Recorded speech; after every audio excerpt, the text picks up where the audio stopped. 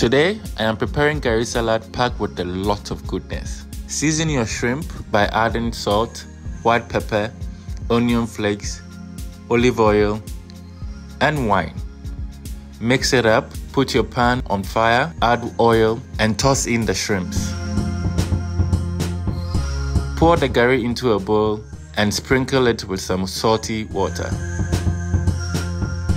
Now add your rockets into a salad bowl, bring in your cucumber, cherry tomato, sweet corn, pour in your Gari, add your shrimps, onions, and some quail eggs. Pour some olive oil into your blender, add vinegar, lemon juice, black pepper, and some fresh coriander. Add salt to taste, some mustard, blend, and don't forget to add in some shallots.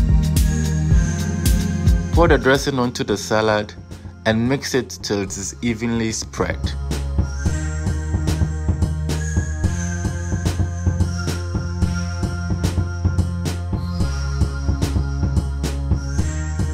Add the rough.